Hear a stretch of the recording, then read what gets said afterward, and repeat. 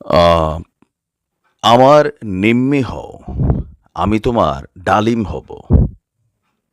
গেল ৪৮ ঘন্টা যাবৎ আপনার এইখানে যেই আ মেজর ডালিমের বক্তব্য বা লাইভ প্রচারের পর আমাদের যুব সমাজের একাংশের মধ্যে ডালিম হওয়ার প্রবণতা আছে। তো এই প্রবণতাটা কাদের?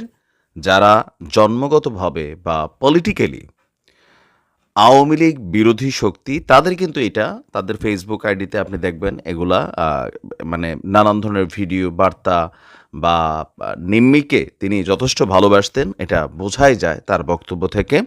আর দুর্ভাগ্যজনকভাবে তিনি আসলে পিতা হতে পারেননি। নিম্মির গর্ভে কোনো সন্তান হয়নি। আর নিম্মির যেই মৃত্যুটা হয়েছিল, প্যাথেটিক একটা মৃত্যু হয়েছিল। সম্ভবত বাংলাদেশে আ আ তিনি আসতে পেরেছিলেন কিনা আমি জানি না। নাকি উনার সাথে তার স্ত্রী ছিলেন। যাই হোক সেটা আলাদা টপিক। এখন নিম্মির পরিচয় নিয়ে এখন হয়ে গেছে তোলপাড়। তোলপাড় কেন? সোশ্যাল মিডিয়া প্ল্যাটফর্মে আমরা যখন কোনো ভাইরাল ইস্যু থাকে এটা নিয়ে কাহিনী শুরু করি ভাই।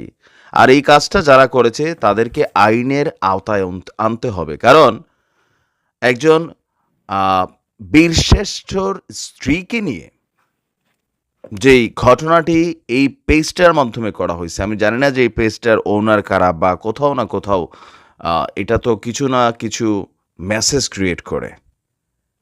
একজন বীরশ্রেষ্ঠর স্ত্রীর মর্যাদাকে নিয়ে যেই হানাহানি টানাটানি ঘটানোর ঘটনা ঘটছে, ডালিমের স্ত্রী বানায়া।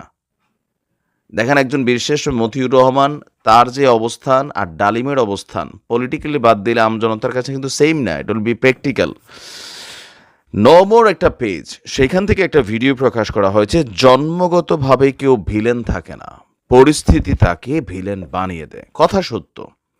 তারপরে লেখা আছে আমার নিম্মি হও, আমি তোমার ডালিম হব। তারপর তারা একটা ভিডিও প্রকাশ করেছেন, সেইখানে লেখা আছে মেজর ডালিম তার স্ত্রীকে নিজের চেয়ে বেশি ভালোবাসতেন। ভিডিওর প্রথমে বলেছি মেজর ডালিমের কোনো সন্তান নেই, তার স্ত্রী কোনো সন্তান জন্ম দিতে পারেন নাই। তাহলে প্রশ্ন হচ্ছে ভিডিওতে যেই মানে বাচ্চাদেরকে কোলে নিয়ে ভিডিওটা প্রকাশ করা হয়েছে, তাহলে এই মহিলাটাকে তিনি সাধারণ কোনো মহিলা নন।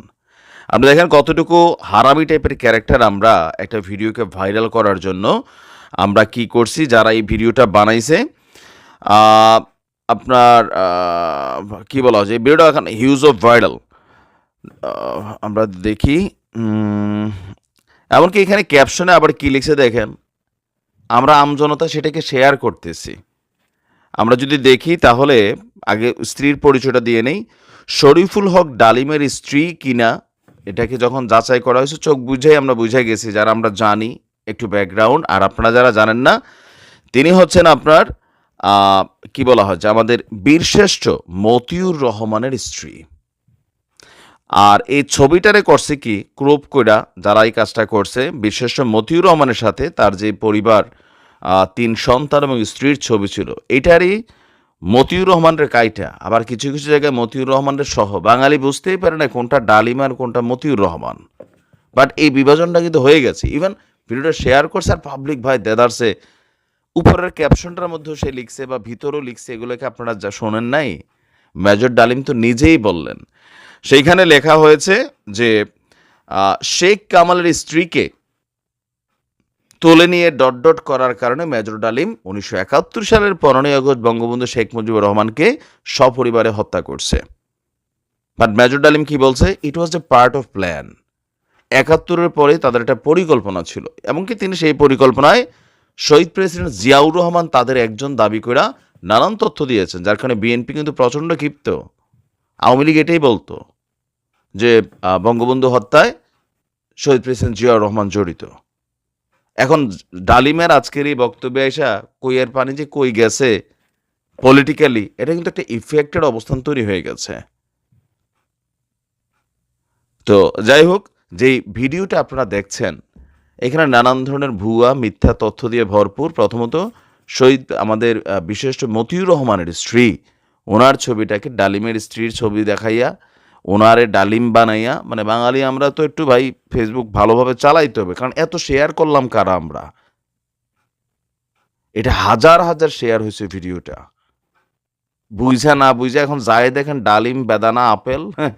এটা হবে না। একটু মাথায় ঘামাতে হবে, হ্যাঁ? যাই হোক, ভালো থাকুন।